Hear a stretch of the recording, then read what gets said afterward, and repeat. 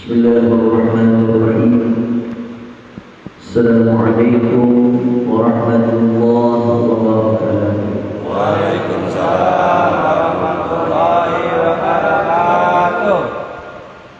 Alhamdulillahilladzi amarana bil ittihadi wal i'tisami bihablillahil matin. Asyhadu an la ilaha illallah wahdahu la syarika lah. Iyyahu na'budu wa iyyahu nasta'in. Wa asyhadu anna sayyidana Muhammadan 'abduhu wa rasuluhu al-mab'uts rahmatan lil 'alamin. Allahumma shalli wa sallim wa barik 'ala sayyidina Muhammadin wa 'ala alihi wa ashabihi ajma'in, amma ba'd. Faqad qala Allah ta'ala fi kitabihi al-'azim: a'udzu billahi as-sami'il 'alim minash shaitanir rajim.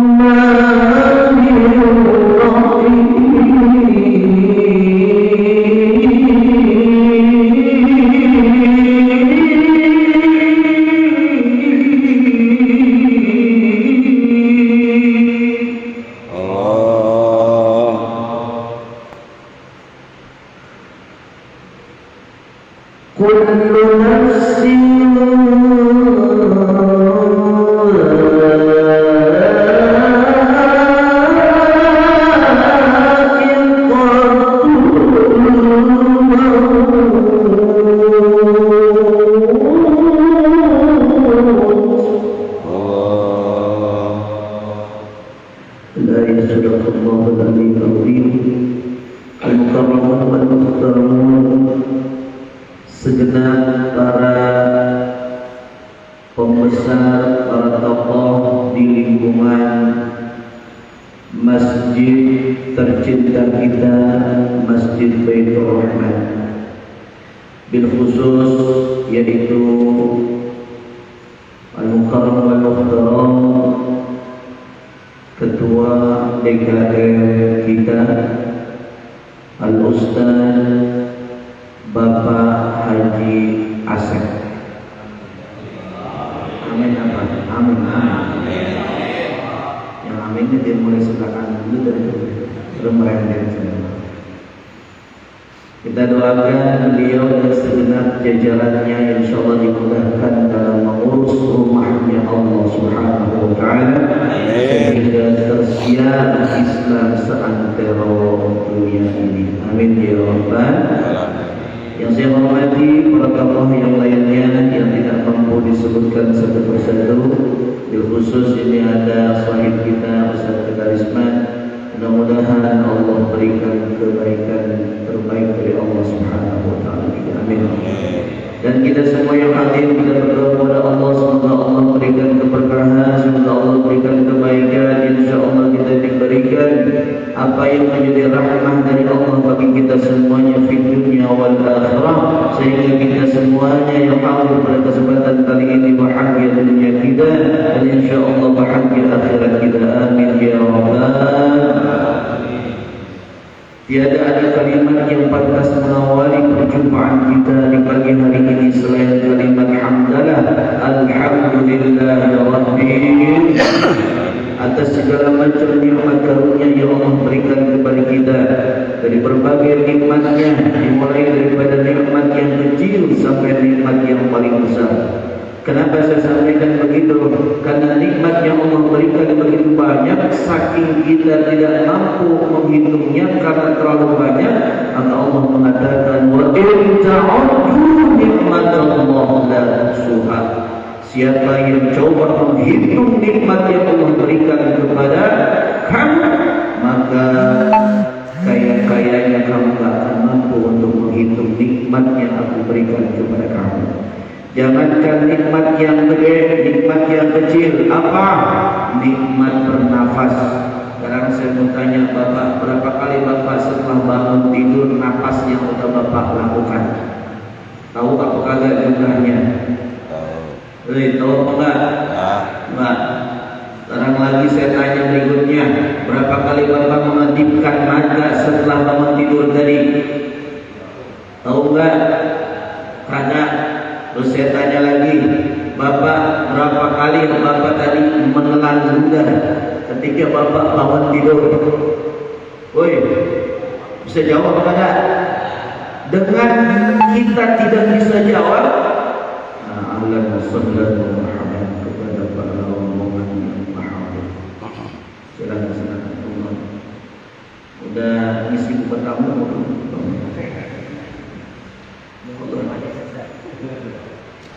Kita lanjut ya. Dengan tidak mampunya kita menghitung nikmat yang Allah berikan kepada kita, sehingga semakin kuatlah, semakin yakinlah kita kepada Allah. Begitu besar, begitu banyaknya nikmat yang Allah berikan kepada kita, maka pantas dong kalau kita wajib setiap saat, setiap waktu mengucapkan terima kasih kepada Allah, mengucapkan syukur alhamdulillah. Mudah-mudahan kita termasuk hamba-hamba Allah yang bersyukur. Amin. Karena ada ayat Allah yang mengatakan begini, Pak. Ini cerminan gambaran bahwa hamba-hamba Allah ini jarang bersyukur. Kata Allah begini, wa qalilun min ibadiyash syakur. Sedikitlah dari para hamba-hambaku yang bersyukur. Jadi di antara puluhan orang yang hadir di sini, kita disempel oleh Allah sedikit yang bersyukur. Di antara makhluk Allah di alam dunia ini, kita disempel oleh Allah sedikit yang bersyukur. Kira-kira kita koreksi diri kita, benar apakah dapat statement Allah tersebut, Pak? Kenapa? Kalau nggak percaya, Bapak coba sekarang lebih banyak bersyukur, ucapan alhamdulillah, atau mengeluh Pak di hadapan Allah, Pak? Woi, banyak ngeluh atau bersyukur? Ya Allah, ini gajian dapat segini, dipotong buat bulanan, dipotong buat jajan, buat sekolah, buat bini belanja. Ya, saya pegang cuma paling 200.000 setiap bulan. Iya Pak enggak? Itu ngeluh atau bersyukur? Ngeluh atau bersyukur? Coba lihat Pak yang lain, hamba-hamba Allah yang lain, dan itu sedikit, nggak banyak. Makanya diceritakan banyak tentang hamba-hamba yang bersyukur. Itu biasanya tidak semua cerita yang kemudian itu mayoritas di kalangan orang-orang yang meriwayatkan cerita tersebut, tetapi hanya sedikit segelintir orang yang mendapatkan hamba-hamba yang bersyukur. Mudah-mudahan kita Allah tetapkan kita menjadi hamba-Nya yang bersyukur, dan insya Allah terus tambahkan nikmat-Nya kepada kita semuanya. Amin ya rabbal. Tak lupa yang kedua, salawat dan salam kita sampaikan kepada Rasulullah SAW, kepada keluarganya, sahabatnya, tabi'in ila yaumil qiyamah. Mudah-mudahan pada hari kiamat kita semuanya akan mendapatkan syafaat ummat Rasulullah SAW. Saudara sekalian yang berbahagia, Pak, ini bulannya bulan apa, Pak? Bulan apa? Kali ini benar ya, kali ini Desember, karena saya mau membahas tentang sumber. Ada apa di bulan Desember? Jadi kalau ada film ada apa dengan cinta, ada apa dengan Desember? Kenapa bulan Desember? Kenapa bulan November banyak terjadi musibah? Kan gitu ya? Ini kayaknya rasanya aktual. Kalau misalkan kita semacam ada pertanyaan dalam pikiran kita, dalam hati kita, kok bisa ya di akhir-akhir tahun itu setiap tahunnya kita ngalamin berita-berita yang tidak mengenakan, Pak. Melihat berita-berita yang menyedihkan, ada longsor, ada banjir, ada gempa bumi, bahkan kenapa kok begitu?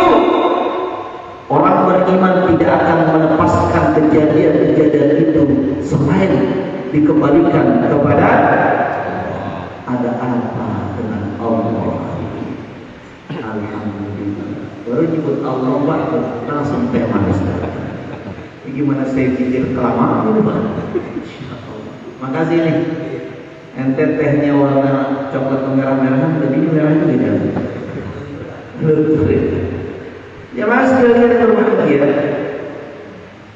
Kalau kita amati, kalau kita cermati apa yang terjadi di bulan Desember, maka erat kaitannya dengan keyakinan yang ada makhluk di alam dunia ini. Apa Pak? Kalau bahasa kitanya adalah akidah. Akidah itu ada dua. Ada aqidatus sahihah, akidah yang benar. Ada aqidatul sayyi'ah, yaitu akidah yang jelek, akidah yang buruk. Kalau kita mentuhankan Allah, la ilaha illallah, tauhid namanya, itu akidah yang mana? Yang sayyi'ah apa yang sahihah? Woi, jelas semuanya. Soalnya mirip-mirip nih ucapannya. Nyebut yang benar ya, begitu ya. Akidah sahihah atau sayyi'ah? Sahih. Kalau ada makhluk Allah yang tidak mentuhankan Allah, dia menyembah selain Allah, dia menjadikan sesembahan selain Allah, berupa patung, berupa benda-benda yang ada di alam dunia ini. Kira-kira saya mau tanya, itu akidah sahihah apa akidah sayyi'ah? Di bulan Desember ada nggak yang akidah sayyi'ah? Ini Pak benang merahnya, ini Pak sebabnya. Maka kalau kita rusak iman kita, rusak akidah kita, Allah kagak tinggal diam. Kalau hancur Pak ibadah kita, iktikad kita jelek, akidah kita rusak, maka Allah tidak akan tinggal diam. Ditambah lagi dengan akhlak kita, hancur-hancuran Pak hari ini. Ada siapa namanya, si Amin sama si Udin berdua-dua apa di pojokan. Kalau dulu mah kita kan kalau ada si Aminah sama si Udin pojok-pojokan kita curigain mereka. Sekarang apa si Udin sama si Amin juga kita curigain, kenapa Pak? Ada yang pojok, ada nggak sebelum itu? Tapi mereka curi. Masya Allah, doh akidah tak jaga. Di bulan ini akidah harus kita jaga. Maka saya sampaikan Pak, ada ayat Allah Subhanahu wa Ta'ala, ini menjadi dalil bagi kita untuk pengharaman mengakui akidah yang lain. Saya ulangin Pak, pengharaman mengakui keyakinan yang lain. Paham Pak? Apa perlu saya jelasin lagi? Paham nggak ente? Benar deh, serius. Kalau saya mau jelasin lagi nggak enak, saya mau berkata sebelah.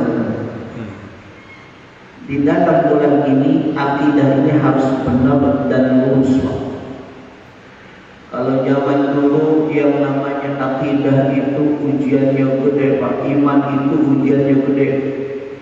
Bilal, kenal Bilal Pak? Woi, Bilal bin Rabah kira-kira ganteng, kaya, tinggi, apa gimana Pak? Bilal bin Rabah itu jelek Pak, badannya hitam, legang, orangnya kagak begitu, wah gak enak Pak.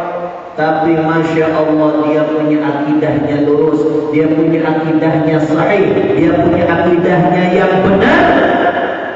Walaupun dia disiksa kayak gimana, tetap dia beriman kepada Allah. Suatu saat Pak Bilal bin Rabah, yang saya mau cerita, Cerita ini ada di dalam kitab yang setiap pekan keempat kita pelajari, Pak. Kitab apa, Pak?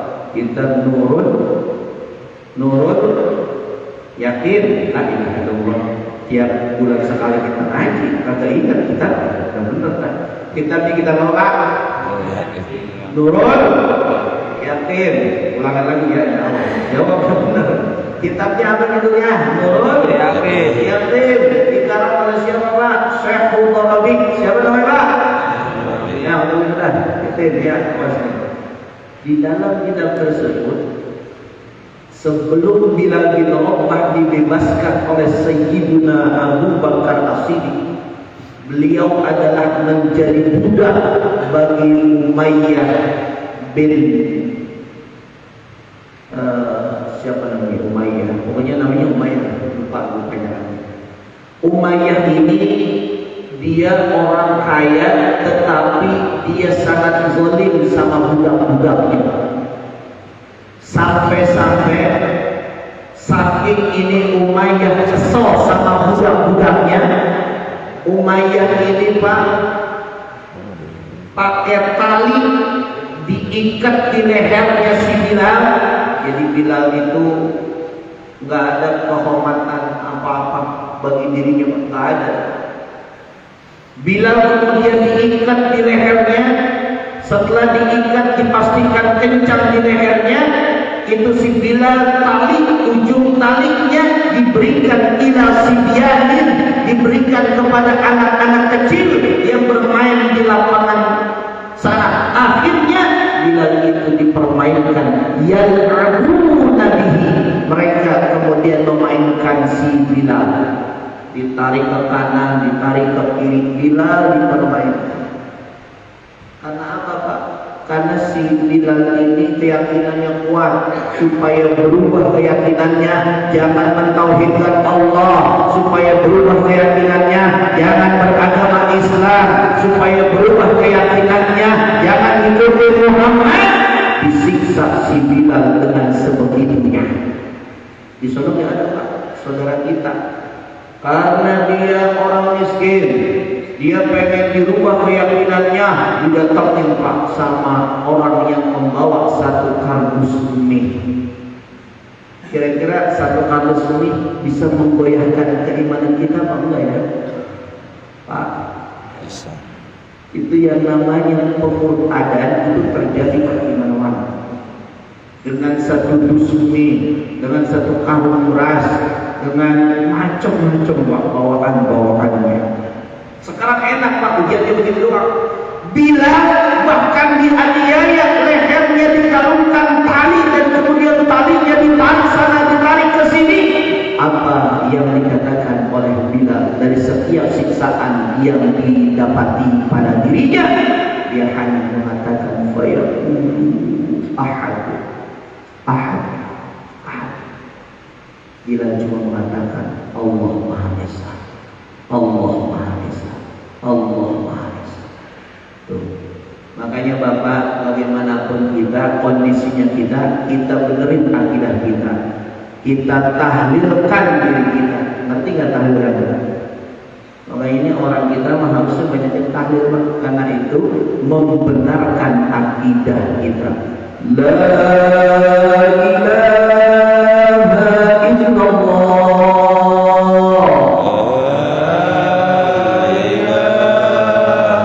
illallah.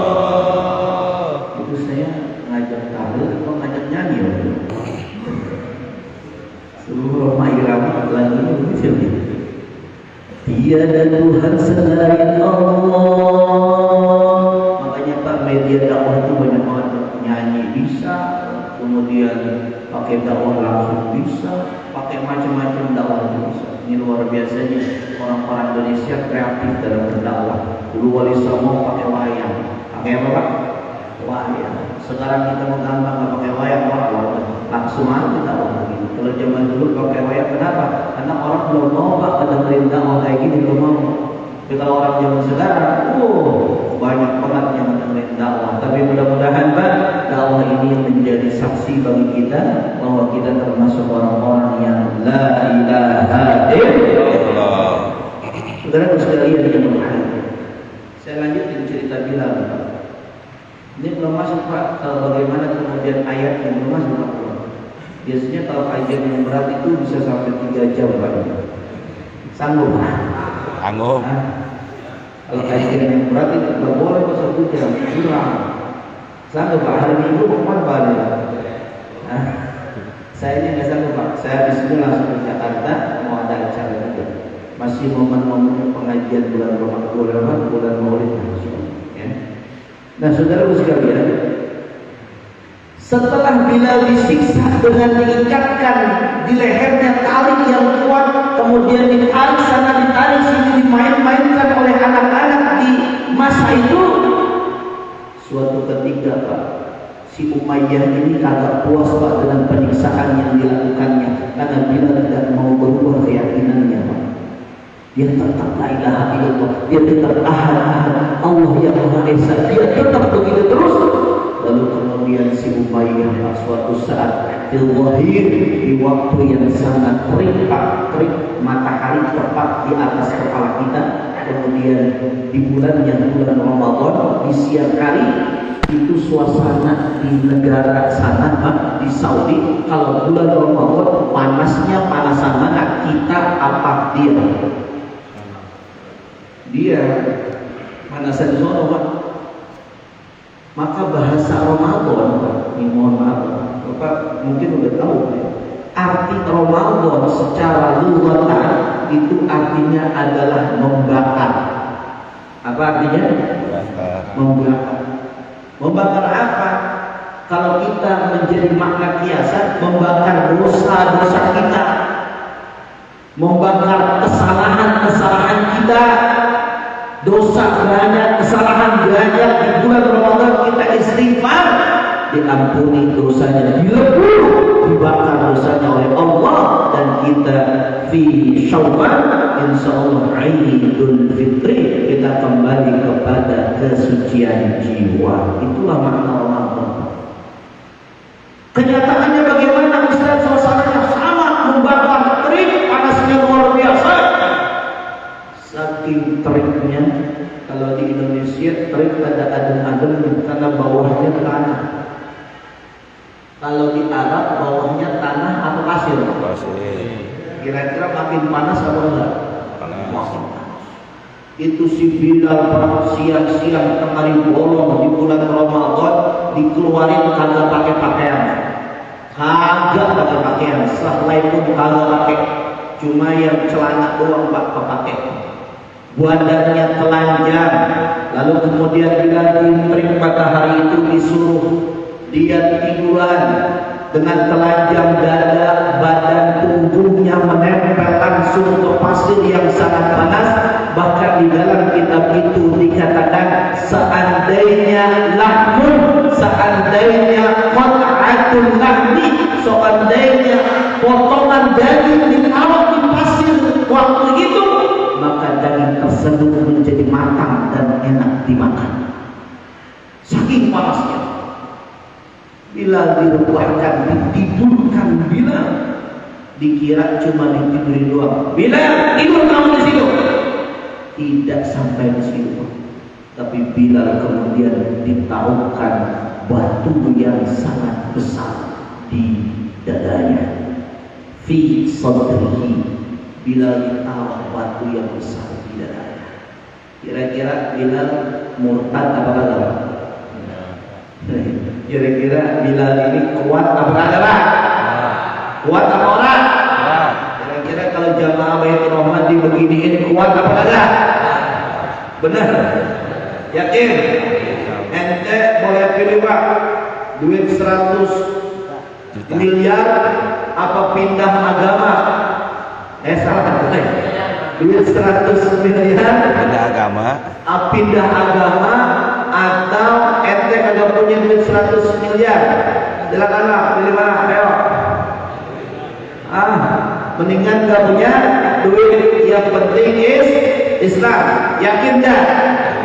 Besok kalau ada yang nyogok untuk pemilihan umum, duit 1 juta, milih dia kagak sesuai dengan keyakinan kita, kira-kira kita pilih apa jangan? Kita ambil duitnya apa jangan? Kita ambil. Coblos apa enggak? Emang orang kita pintar-pintar. Makanya caleg ada yang pada stres banget. Stres di caleg.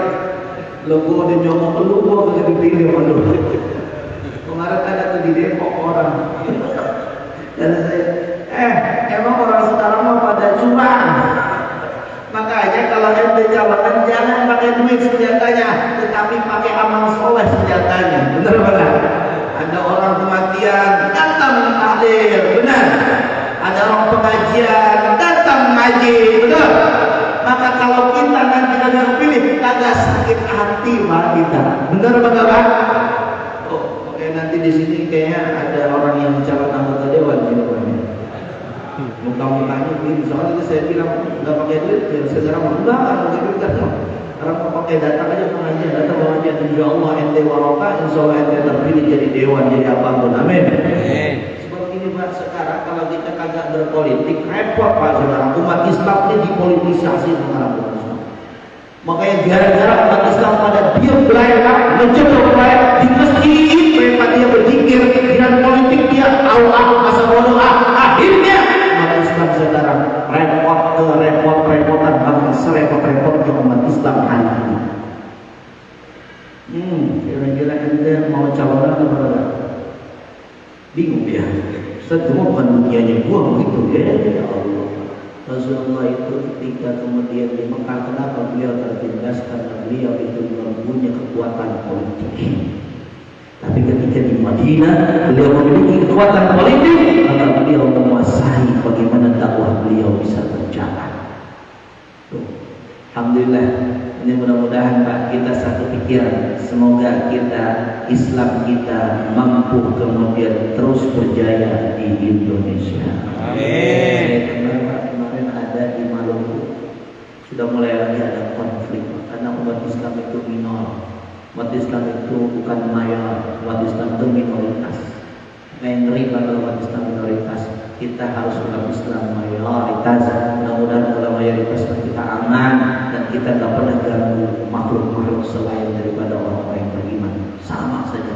Lihat Rasulullah SAW ketika datang lagi ke Mekah, beliau tidak pernah menumpahkan darah ketika Fathul Mekah terjadi.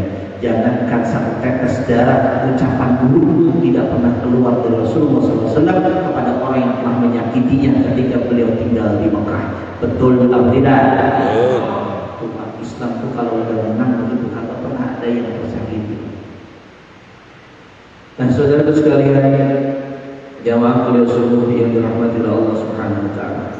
Ini kayaknya udah setengah jam saya ngomong Pak. Udah setengah jam belum baik saya punya jam ini. Pak ya. Saya akan melanjutkan kisah Bilal, tapi nanti langsung saya sambung dengan ayat Allah. Kenapa kita nggak boleh kemudian mengakui keyakinan selain daripada keyakinan Islam? Saking Bilal disiksanya begitu Pak, kemudian ada yang terenyuh Pak, marru, lalu kemudian ada rombongan kaum muslimin itu lewat, dan di salah satunya adalah siapa? Abu Bakar As-Siddiq. Dia kemudian lewat, lihat, astagfirullah, penganiayaan ini sangat luar biasa, sadis sekali musuh Umayyah, sampai begini sama si Bilal. Lalu Umayyah kemudian ngomong, lalu sahabat Abu Bakar kemudian ngomong kepada Umayyah, hei Umayyah, sampai kapan kau menyiksa si Bilal? Apakah kau tidak takut kepada Allah? Apakah kau tidak takut dengan doanya orang yang miskin? Makanya kalau kita kemudian menzalimi orang-orang yang miskin, doanya dikabul Pak, kayak ucapan jelek yang dia keluarkan itu connect langsung dengan Allah, doanya makbul, diijabah oleh Allah Subhanahu wa Ta'ala. Makanya kalau orang susah jangan galak-galak, baikin. Minta-minta, baikin. Ini kadang kalau minta-minta, assalamualaikum, dijawab dari dalam, kagak ada orangnya. Kata yang minta-minta, lu siapa? Jin. Ya, mohon maaf Pak, mohon maaf. kita meremehkan orang-orang yang kecil, jangan kita meremehkan orang-orang yang miskin. Karena dengan orang-orang itulah bisa jadi hidup kita mulia. Tetapi kalau kita hanya memandang orang-orang yang besar, orang-orang yang kaya saja, bisa jadi kita terhina lantaran orang-orang kaya yang mendekat kepada kita. Maka kalau kita mau terhormat, kalau kita mau mulia, sayangi orang yang disayangi oleh Yang Maha Besar, dekati Yang Maha Besar, insya Allah kita mulia dan kita menjadi orang besar. Amin. Amin. Jangan kita mendekati orang kaya terus, nggak boleh. Misalkan nih kayak ustad, nih ustadnya, woi ustad, dengerin ustad nih, mana ustadnya? Nih ustad dengerin, sama orang kaya biasa aja. Ustad, nah dengerin apa ya? Dengerin ya. Waktu diundang tahlil sama orang kaya, jangan getar-getar. Ini mah tahlil sama orang kaya, tahlil la ilaha illallah sampai 1000 kali. La ilaha illallah, 1000 kali. Jangan tahlil. Ustaz gua kaki busuk banget atau sampai 1000 kali. Wiran diundang sama orang miskin, Bang. Sama apa beda, Pak? Beda apa sama? Beda. Tahlilnya 3 kali begini. La ilaha illallah. Ya Allah, Pak. Maka ini yang salah, Pak, saya katakan. Meskipun dia ustaz, meskipun dia siapapun gelarannya, ketika dia membedakan mana yang kaya dan mana yang miskin, Anda tidak ubahnya seperti orang di luar sana yang tidak memiliki ilmu sama sekali. Sesungguhnya kemuliaan di sisi Allah bukan dari harta, tapi kemuliaan di sisi Allah, inna akramakum indallahi atqakum. Orang yang paling mulia adalah orang yang paling bertakwa kepada Allah Subhanahu wa taala. Ingat Pak, kaya itu tidak jaminan orang bertakwa. Meskipun 9 dari ahli surga adalah orang-orang yang kaya. Maka orang yang kaya, tolong hartanya jangan dipoya-poyakan, tapi hartanya dibelanjakan di jalan Allah. Saudara sekalian yang berbahagia, karena begitu pentingnya menjaga akidah, kita tidak boleh mengakui keyakinan selain akidah Islam. Maka Allah Subhanahu wa taala mengatakan begini, ini dalil pengharaman kita mengakui keyakinan selain Islam. Ada orang ustaz nanya, Ustaz, boleh tak saya ucapin selamat Natal sama tetangga saya? Jawabannya boleh atau tidak? Tapi Bapak berani nggak bilang tidak di depan orang yang merayakan Natal? Enggak. Berani nggak? Oh, jawab ini. Saya gitu berani. Kalau kita kemudian mengakui dengan kita mengucapkan selamat itu, maka kita tidak ubahnya dengan mereka. Sama kita meyakini mereka. Padahal ini ada ayatnya, Pak. Allah katakan di dalam juz yang ke-18 surah yang ke-25 yaitu surah Al-Furqan. Pada ayat yang ke-72-nya di sana dikatakan apa? Walladzina la yashhaduna zura. Kata Allah bagaimana? Orang-orang yang beriman itu mereka tidak pernah membuat persaksian yang palsu. Mereka itu membuat persaksian yang palsu, padahal mereka yakin la ilaha illallah, tidak ada Tuhan selain Allah, tetapi dia mengada-adakan Tuhan bersandingan dengan Allah. Benar nggak? Tuh, saya tegas Pak, soalnya bicara akidah Pak. Benar Pak. Kita benerin akidah kita, jangan sampai kita rusak akidah kita. Makanya saya besok di bulan ini tanggal 25 saya ngadain maulidnya pas banget tanggal 25 Desember. Wah ya. Woi, benerin nih. Saya ngadain maulid pas banget tanggal 25 Desember. Kira-kira saya ngadain sengaja apa orang? Banyak sengaja. Iya Pak, sengaja. Sengaja apa? Pertama, pas hari libur, semua orang kagak ada alasan untuk kagak hadir, semuanya bisa hadir karena apa? Libur nasional, benar apa enggak? Makanya jamaah ini saya undang Pak besok tanggal 25 Desember datang di majelis saya, insya Allah maulid kita, dan insya Allah Pak ada door prize-nya. Kira-kira Bapak hadir maulid karena door prize apa karena cinta kepada Nabi? Yakin? Kok mendengar door prize semangat begitu?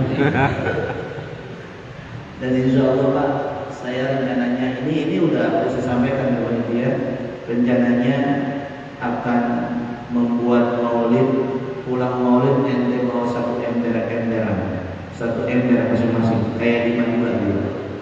Kayak di mana? Itu bagus banget, sunnah hasanah. Kenapa? Karena di waktu momen maulid itu kita dianjurkan bersedekah. Dianjurkan itu duit panitia buat saya haram disisain, Pak. Haram buat saya. Maka setiap maulid saya pasti ngebokin, Pak. Gak pernah ada saldo, haram buat saya. Kalau ada panitia yang kemudian mensaldokan, saya katakan, itu duit umat, bukan duit kita. ABC. Makanya ustaz-ustaz yang hadir kalau ada sisanya amplopin, mau dia ceramah, mau dia kagak ceramah, kayak yang penting amplopin 200-300 dia udah senang banget begitu. Nah khutbah Jumat 1 jam baru dapat 300.000. Bagi saya duduk dua 300.000. Iya, Pak. Apalagi kalau bawa jamaah sampai 6.000 doang panjangan. Ya, besok maulid momennya kita bersedekah, hadir, mudah-mudahan kita membuktikan cinta kita kepada Nabi, dan insya Allah fil akhirah nahnu kita insya Allah berjumpa dengan Rasulullah sallallahu alaihi wasallam. Amin ya rabbal. Orang-orang yang beriman tidak pernah melakukan persaksian yang palsu. Mereka melakukan persaksian yang palsu. Mereka melakukan sesuatu yang tidak pernah mendapatkan ridha dari Allah Subhanahu wa taala. Min Adam, dari zaman Nabi Adam sampai zaman Nabi Muhammad, yang namanya kesyirikan, yang namanya orang-orang musyrik tidak pernah mendapatkan tempat dari Allah Subhanahu wa taala. Bahkan rata-rata dari zaman Nabi Adam sampai hari ini, Pak, orang-orang yang musyrik dibinasakan oleh Allah Subhanahu wa taala. Anjir, Pak, dibinasakan. Itu yang namanya Fir'aun. Kenapa dia ditenggelamkan di Laut Merah dengan bala tentaranya? Kenapa, Pak? Karena Fir'aun musyrik, menyatakan ana rabbukumul a'la, saya ini adalah Tuhan kalian yang lebih tinggi daripada Tuhan-Tuhan yang lainnya. Makanya Allah tenggelamkan Fir'aun. Lalu kemudian lagi banyak, Pak, Allah hancurkan, Allah binasakan makhluk-makhluk yang ada di alam dunia karena lantaran dia tidak memiliki apa yang disebut akidah yang benar. Saudaraku sekalian yang berbahagia, wa idza marru bil lagwi marru kirama. Orang-orang yang beriman itu, Pak, apabila dia lewat kepada tempat-tempat yang kagak ada gunanya, tempat-tempat persembahan orang-orang yang musyrik, dia lewat begitu saja, cuek begitu saja, lewati dengan kehormatan yang ada pada dirinya. Tidak kemudian dia ikut-ikutan menghormati orang yang sedang beribadah, dia membersihkan tempat ibadah orang-orang musyrik, dia ikut menjadi bagian keamanan bagi orang-orang musyrik. Tidak, Pak, dia lewat aja cuek, agak mikirin. Tapi ada nggak kita yang sok-sokan jaga-jagain tempat ibadah orang yang sebelah? Ada apa nggak? Ada orang? Banyak sedikit? Melawan ayat ini, Pak. Lawan ayat ini. Apa itu, apa? Mati ya? Maka ada orang kali? Memang kalau bicara galak-galak ini sinyal ketakut. Tuhan. Tapi di dalam ayat ini, Pak, nih, di dalam ayat ini ulama-ulama menafsirkan kata zuro. Kata zuro tadi dalam ayatnya kan ada surah la yashhaduna zura. Orang-orang beriman tidak pernah melakukan persaksian yang palsu. Maksud persaksian yang palsu itu apa? Di dalam tafsir Al-Muyassar di sana dikatakan bahwa ay la yashhaduna bil kidbi wa la yahduruna majalis.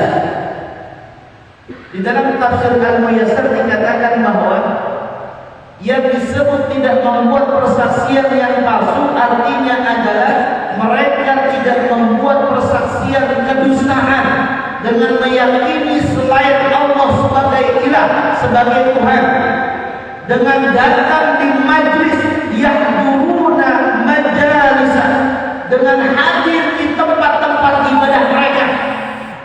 Orang beriman kagak hadir di tempat ibadah mereka. Tapi sekarang ada tak orang yang hadir di tempat ibadah mereka? Ada apa? Ya Allah, ada banser. jangan disebut. Astagfirullahaladzim. Nggak boleh nyebut nama, nggak boleh. Siapapun itu kalau dia datang ke tempat majlis-majlis yang begitu, dia kena ayat yang kata yang kita sampaikan. Jangan sampai. Na'udzubillahi min. Bukan hanya itu, Pak, tapi yang lain juga ada datang. Cuma yang ini yang diekspos. Mereka juga saudara kita, semuanya saudara. Kenapa? Nahnu muslimun, kita ini orang-orang Islam, kita ini bersaudara. Nahnul mu'minun, kita ini orang-orang yang beriman. Kata Allah, innamal mu'minuna setiap orang yang beriman itu bersaudara. Kita kelompok manapun bersaudara, Pak. Kita orang NU bersaudara dengan orang Muhammadiyah, betul? Kita orang NU bersaudara dengan orang Persis, betul? Orang beriman bersaudara. Bahkan non Muslim adalah saudara kita.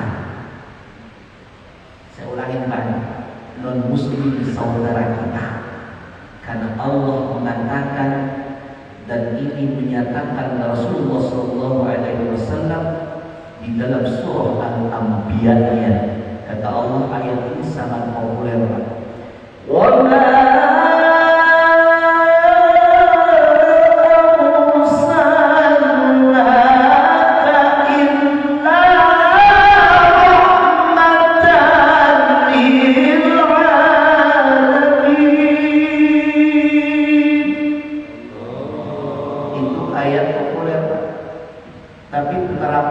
ma susah. Islam itu rahmatan lil alamin. Nabi Muhammad itu rahmatan lil alamin. Semua umatnya bersaudara, bahkan non muslim dianggap saudaranya. Maka suatu ketika Rasulullah SAW sedang berada dalam satu halaqah, dan halaqah tersebut persis di samping jalan raya, dan di jalan raya itu banyak orang yang lalu lalang. Suatu ketika ada rombongan jenazah orang Yahudi lewat untuk mengkebumikan saudaranya yang meninggal dunia. Ketika Rasulullah SAW sedang melakukan halaqah, sedang mengaji dengan para sahabat, Rasulullah tiba-tiba berdiri seraya menghormati jenazah Yahudi yang mau dikebumikan yang sedang lewat. Lalu sahabat kemudian keheran-heranan, "Ya Rasul, apakah engkau tidak tahu ya Rasulullah? Apakah engkau tidak paham itu yang mau dikebumikan bukan mukmin, bukan orang yang beriman, itu yang dikebumikan mereka yang syirik, itu yang dikebumikan adalah orang-orang yang mensyirikkan Allah, wahai Rasul." Lalu Rasulullah SAW ketika sambil berdiri menjawab, sahabat, dia memang beda keyakinannya dengan kita, tapi dia sama dengan kita, sama-sama hamba Allah, sama-sama manusia, makhluk yang Allah ciptakan di dalam dunia ini. Apakah saya salah menghormati makhluk ciptaan Allah? Masya Allah, sahabat langsung bilang, inilah sifat rahmatan lil alamin yang dicontohkan oleh Rasulullah sallallahu alaihi wasallam. Dan inilah toleransi yang benar, bukan toleransi yang kebablasan. Ada umat Islam pakai topi yang berwarna merah dan berwarna putih di kepalanya, seperti kupluk dengan menyatakan, saya kagak masuk ke agama ini meskipun saya pakai seragam seperti ini. Ada orang yang ngomong begitu, Pak? Salah nih Pak, jangan ikutin. Meskipun dia Habib, kalau ngomongnya salah jangan ikutin. Nusantara. Ya, jangan disebut, jangan disebut kalau malah penjelasan. Itu macam-macam saya. Nih Pak, ya. Itu baru satu tafsir Pak, saya sampaikan Pak. Makna zuhurnya begitu. Kita nggak boleh kemudian datang ke tempat hal-hal yang kayak gitu Pak. Itu ulama yang menafsirkan, bukan si Samit, bukan. Si Samit memang tahu, ada. Memang dia baru segini ini nggak ada apa-apanya. Tapi kalau ulama percaya nggak apa-apa. Kalau misalkan ulama mengatakan demikian, percaya nggak? Kalau nggak percaya, apa buka tafsir al-Muyassarnya? Tahu nggak tafsir al-Muyassarnya? Ada. Taunya apa? Sinetron. BCTV. Tadi cinta, ada si Sipa, ada si Daprin, ada si Alika, ya. Bukan apa, pernah nonton. Ya mas sekalian yang berbahagia, itu Pak tafsir yang pertama. Tafsir yang kedua saya ambil dari tafsirul Jalalain. Tafsir ini tafsir fenomenal Pak. Kenapa? Karena satu tafsir ditulis oleh dua orang ulama. Oleh dua orang ulama. Yang pertama penulisnya adalah Jalaluddin As-Suyuti, yang kedua Jalaluddin Al-Mahalli. Saya ulangi Pak, Jalaluddin As-Suyuti, kemudian Jalaluddin Al-Mahalli. Ini dua ulama menulis kitab ini. Orang ceritanya ini guru dengan murid Pak. Jadi gurunya nulis, sebelum kelar sudah kelar duluan umurnya, lalu kemudian dilanjutkan oleh muridnya menulis tafsir tersebut. Masya Allah. Nah di dalam tafsir Jalalain tersebut Pak, yang namanya Az-Zuhur di situ, yang namanya tidak membuat persaksian yang palsu, maksudnya tidak membuat persaksian kedustaan dan tidak membuat persaksian yang batil. Kenapa saya bilang persaksian? Karena ketika kita masuk Islam, kita bersaksi kepada Allah. Asyhadu an la ilaha illallah wa asyhadu anna. Itu persaksian. Makanya ayat ini yashhadun, persaksian, mereka bersaksi.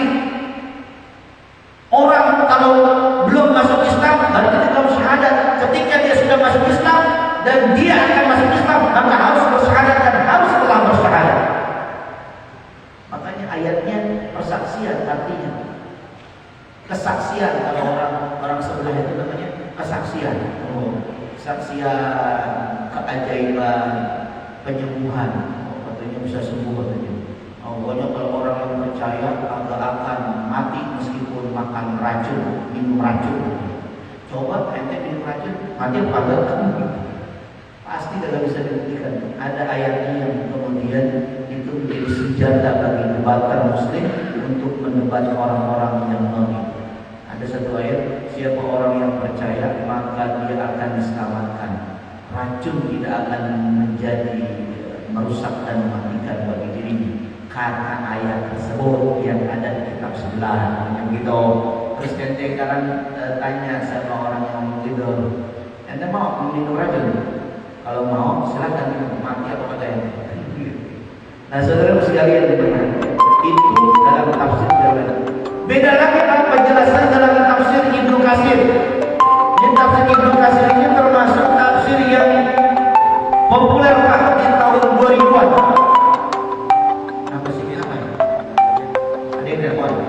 Berarti dia begini, itu nanya gini, bapak di mana?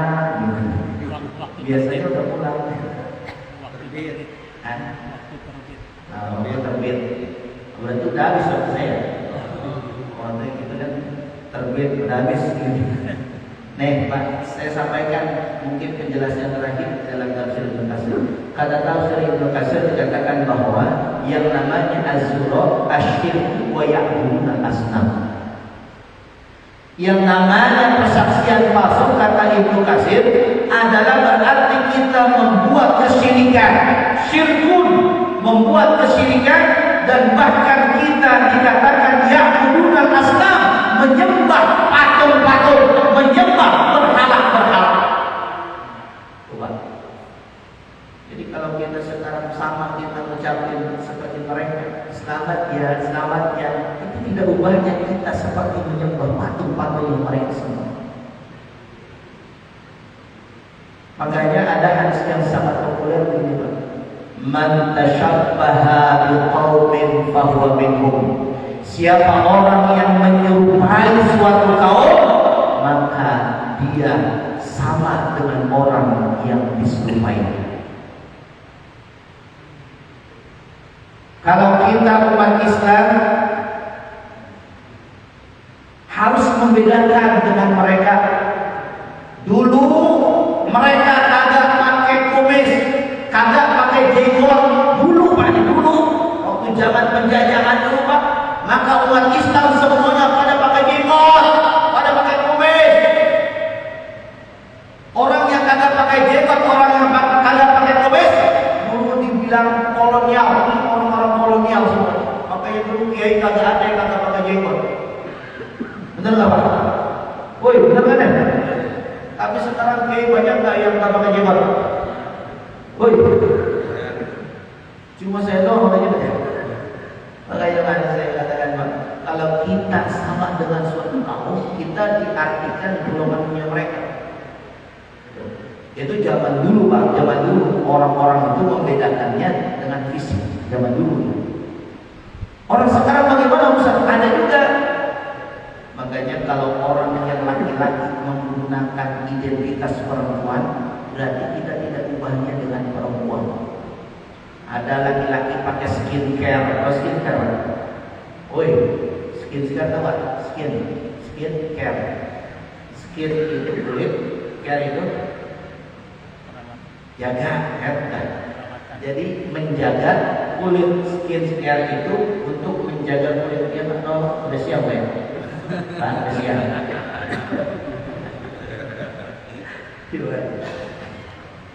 Nah, kata tasyabaha itu kalau diistilahkan namanya tasyabuh.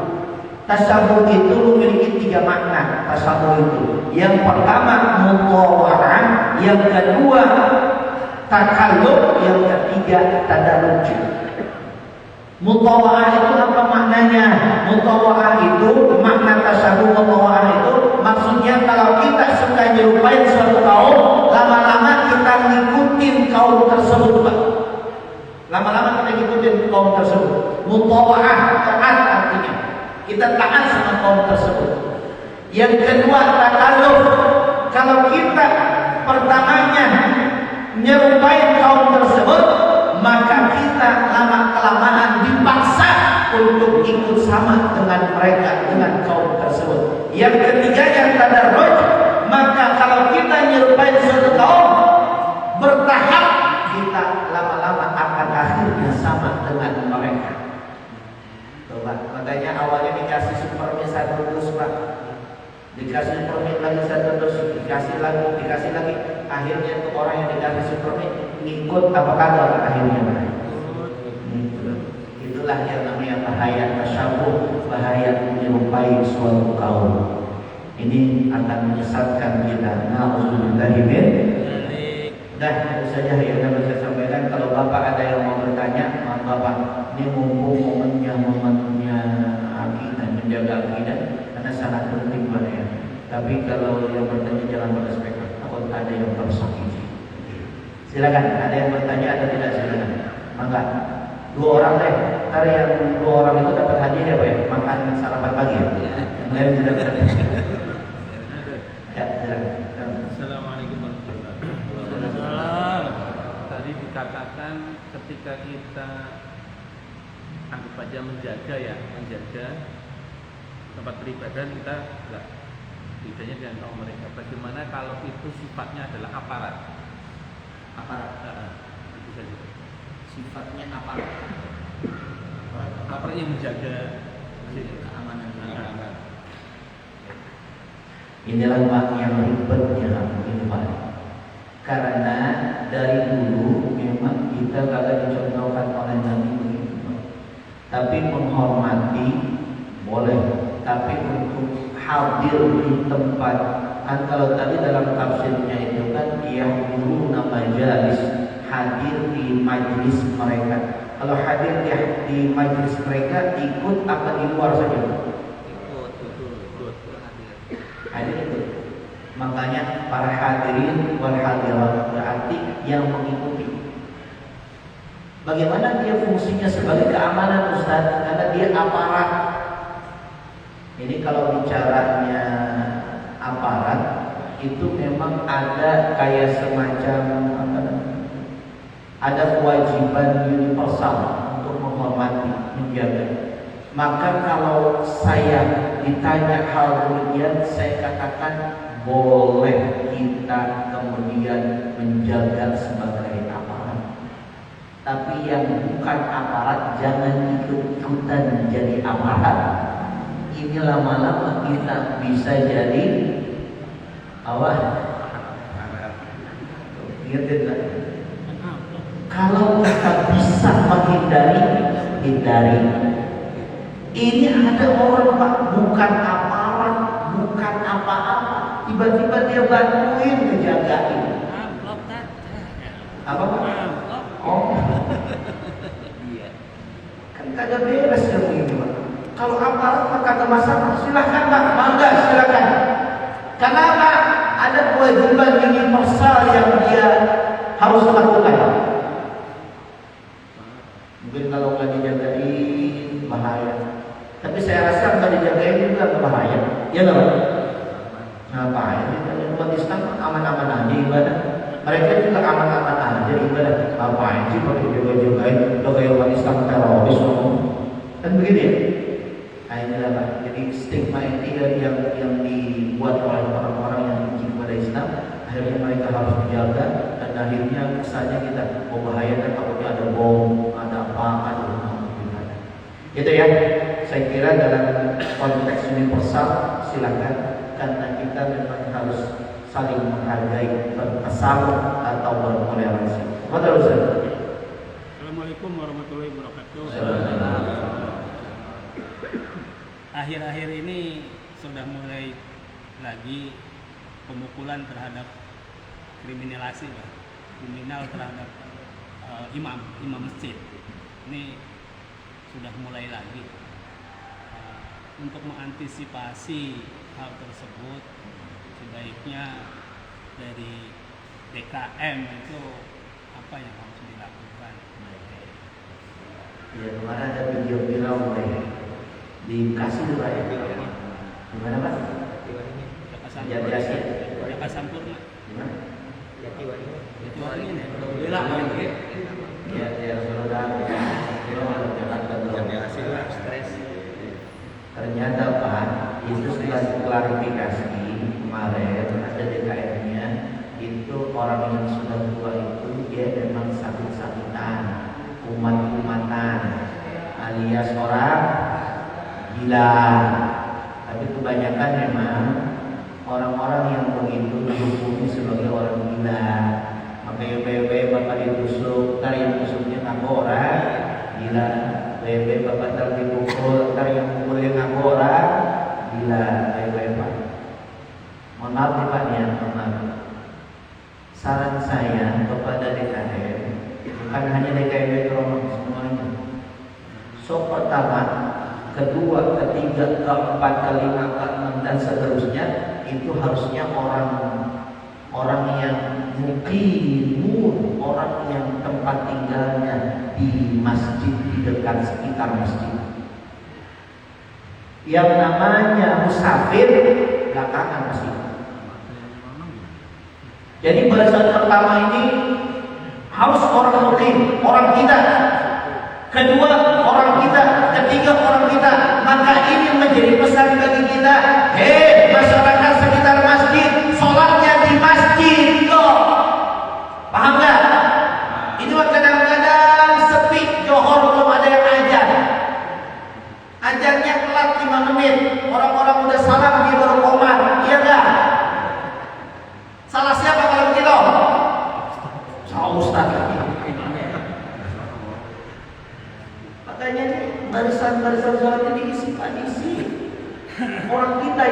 jangan orang yang asing. Bahkan mohon maaf Pak, mohon maaf, orang yang sholat kita numpang Pak sholat kita di masjid orang itu nggak boleh jadi imam Pak, nggak boleh. Nih saya sampaikan, kita orang yang numpang di dalam sholat masjid orang, kita nggak boleh jadi imam selagi masih ada orang yang mampu menjadi imam di orang-orang yang mungkin. Maka syarat menjadi imam itu adalah awalu hijrah, orang yang pertama kali hijrah ke tempat tersebut. Maka kalau orang musafir nggak boleh jadi imam karena dia bukan orang tinggal di tempat tersebut. Apalagi ada di barisan ke satu situ nggak boleh juga masuk ke depan. Katakan kita musafir, bahkan kalau musafir lebih daripada 81 km nggak usah sholat jamaah, ente boleh di jamaah, ente boleh di kosong. Benar apa enggak? Bukan teman-teman orang pada berlaku 81 km dia tetap aja sholat jamaah juga. Sholat jamaah. Ada terus sobat dari syariat, keringanan dari syariat bahwa kita boleh menjamak sholat dan boleh mengqasar sholat. Tapi Ustaz, pakai tapi lagi tadi. Memang kalau orang pakai akal begitu. Tapi Ustaz kan dulu mah jauhnya kenapa 81 km karena bukan belum ada mobil Ustaz, belum ada tol, katanya begitu kan, belum ada tol. Sekarang masa sama sih hukumnya? Belum ada itu yang namanya ijtihad terbaru. Misalkan ditambah kilometernya bukan 81 km menjadi 1000 km. Belum ada ijtihad sampai hari ini, ulama belum ada ijtihad lagi tentang hal itu. Tapi kalau masalah rokok memang sudah ada ijtihad lagi Pak. Kalau tahun 90-an rokok itu hukumnya makruh, kayak kemarin tahun 2000 rokok itu hukumnya yang kenceng apa hukumnya? Enggak ada yang berani. Itu ada dasar hukumnya. Rokok tahun 90-an ijtihadnya makruh, sekarang tahun 2000-an apa hukumnya? Nah begitu. Urusan ente mau merokok agama saya mah. Saya cuma nyampein doang. Ustaznya merokok enggak? Ada. Makanya saya berani. Nah jadi begitu saja. Jadi orang yang di barisan 1, 2, 3 kalau bisa semuanya itu harus ada orang kita, bukan orang yang musafir. Tapi yang namanya orang jahat kan Ustaz bukan hanya orang musafir, ya kan? Orang kita juga ada yang jahat Ustaz. Nah disitulah peran DKM untuk melunakkan hati-hati umat dengan taklim dan taklim. Orang semakin lunak dengan banyak taklim, insya Allah akhlaknya semakin lunak dan semakin baik sesuai dengan yang dicontohkan oleh Nabi kita Nabi Muhammad. Makanya coba kalau kajian sirah Nabi Pak, harusnya yang hadir banyak karena itu akhlaknya Nabi dibicarakan di situ Pak. Di masjid ini setiap bulan kita bicara tentang akhlaknya Nabi. Makanya akhlaknya Nabi itu kita ikuti benar-benar, insya Allah orang yang mau buat jahat sama kita ingat dengan nasihat Nabi yang begitu dan begitu, dia akan tidak melakukan, dia tidak akan melakukan kekerasan oleh dia kepada siapa. Dan demikian begitu adanya. Mudah-mudahan kita rajin berjamaah di masjid Pak. Dan mudah-mudahan imam yang di sini aman-aman saja. Terima kasih kalau imam ibu ada tua, ya, imam tetapnya sampai sini. Sudah pula ya. Ya, buat buku lagi kasihan aja. Oke, jagain imam. Kalau bisa seperti di Saudi Pak, kalau bisa tapi kan kita nggak mungkin begini. Di Saudi itu setiap ada sholat jamaah pasti imamnya dijagain sama askar, dijagain sama askar, tentara. Maka tentaranya itu Pak, dia sholatnya mutaakhiran, dia sholatnya belakangan. Boleh nggak Ustaz? Boleh. Saya juga waktu di pondok kiai saya bilang itu kismul ubudiyah. Dia standby di setiap barisan sholat. Kagak boleh ada anak-anak yang bergerak berlebihan, nggak boleh ada anak-anak yang bercanda. Kalau 1000 santri kagak dikontrol Pak, berapa sholatnya Pak? Makanya dulu saya waktu jadi kismul ubudiyah itu kontrol anak-anak sholat, kiai jadi imam. Tapi kita bagian peribadatan awasin anak-anak yang sholat Pak. Coba kiai sholat tapi anak-anak pada bercanda, lah berapa Pak? Bisa kiai langsung sewot kiai. Alhamdulillah kita diajar Ketua DKM berdiri mau lawan itu nggak mungkin, tapi kita kondisional saja Pak, silakan saja ya. Insya Allah begitu adanya, mudah-mudahan imam-imam kita diberikan keselamatan. Ustaz juga sama Pak, Ustaz juga mudah-mudahan diberikan keselamatan ya. Karena saya dengar kalau musim politik itu Ustaz yang jadi inceran Pak. Dia inceran bahaya. Biasanya kalau musim politik Ustaz jadi inceran namanya. Inceran ngumpulin suara, inceran itu macam-macam nama Ustaz. Gitu. Nah itu saja yang dapat saya jawab. Mudah-mudahan kita tidak berpuas hati, kita akan berdiskusi untuk kemudian mendapatkan jawaban yang terbaik nantinya. Ya. Maksudnya ada yang bertanya lagi atau dicukupkan saja? Cukup ya? Ada lagi dia Pak. Tentunya tadi mengenai masalah akidah ya, bagaimana mengenai mungkin kemudian bulan Desember seperti disampaikan untuk menghindari kampanye mereka ini untuk mengubah akidah Islam ke mereka itu, bagaimana mereka tidak tergiur karena langkah-langkah tentunya umat Islam sendiri. Jadi biar karena kita tergelincir ke arah mereka. Terus kedua, dalam penyampaian tadi disampaikan bahwa sedangkan Allah kan berfirman, tadi disebutkan berkata, itu bagaimana penyampaian yang pasti itu terima kasih. Yang benar berkata apa beriman gitu kan? Iya tadi kan. Baik, jamaah saudara yang perhatian nih. Saya jawab dari yang kedua dulu. Allah itu berfirman atau berkata, bahasa Arabnya sama Pak, qala sama. Bahasa Arabnya sama, berkata juga. Cuma bahasa Indonesia, bahasa selain bahasa Arab itu maknanya berbeda-beda untuk menghormati, untuk memuliakan, untuk menjaga kehormatan Allah Subhanahu wa taala. Maka bukan berkata yang dipakainya apa? Berfirman. Tapi Ustaz, boleh nggak saya mengatakan bahwa Allah berkata di dalam Quran? Boleh, karena memang asal katanya itu. Tapi kalau misalnya berfirman, boleh juga. Kenapa? Karena untuk menjaga kemuliaan Allah. Itu Pak, jawabannya. Yang pertama jawabannya begini Pak. Ini sama dengan bagaimana Allah Subhanahu wa taala memuji Muhammad dengan didatangkan orang-orang yang kemudian kepada Muhammad dan berkata, "Hei Muhammad, mulai hari ini daripada kita berantem terus, kita bikin kesepakatan." Apa kesepakatannya? Muhammad, hari ini saya beribadah kepada Tuhanmu, kita bareng-bareng ibadah, biar kagak berantem. Besok ente ibadah bareng-bareng saya di tempat peribadatan saya dan ente nyembah Tuhan saya. Gimana Muhammad, setuju apa kagak? Nabi Muhammad jawab apa Pak? Jawab apa? Kagak jawab Muhammad, diam baik. Sampai ketika itu kemudian dapat wahyu dari Allah. Allah mengatakan di dalam juz ammahnya, Allah berfirman di dalam Al-Quran pada surah Al-Kafir, maka ayatnya yang pertama bunyi apa? Qul ya ayyuhan kafirun. Katakanlah hai Muhammad. Jadi Muhammad ini nunggu jawaban dari Allah, baru beliau menjawab. Katakanlah hai Muhammad, wahai orang-orang kafir. Jelas banget ayatnya, wahai orang-orang, bukan wahai orang-orang non muslim, bukan apa?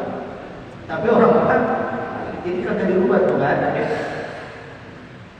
La a'budu ma ta'budun, saya tidak akan menjadi penyembah apa yang kau sembah, dan kau juga tidak akan menyembah apa yang aku sembah. Lakum dinukum. Dan ayatnya itu diulang Pak, ayatnya diulang. Wala antum abiduna ma a'bud. Itu 2 kali Pak. Berapa kali? 2 kali. Ini artinya penegasan yang kuat Pak dari Allah. Wala antum abiduna ma a'bud. Kamu itu gak akan menjadi penyembah saya, kata Allah. Meskipun Muhammad menyembah Tuhan ente, kamu gak akan menyembah saya. Jadi ya sudah jelas bahwa Prinsipnya lakum dinukum, agama untukmu dan agama untukku. Silahkan saja Pak mereka dengan iming-imingannya, tapi katakan begitu, mohon maaf, gitu. Mohon maaf. Kita masing-masing aja, ya Pak. Nah, itu saja yang dapat saya sampaikan. Cukup ya. Mudah-mudahan kita pagi hari ini bisa menjaga akidah kita dengan sebaik-baiknya. Dan insyaallah dengan kita menjaga akidah yang sebaik-baiknya, kita terhindar daripada mara bahaya yang akan mengintai kita sebagaimana umat-umat yang terdahulu. Amin ya rabbal alamin. Al-Fatihah.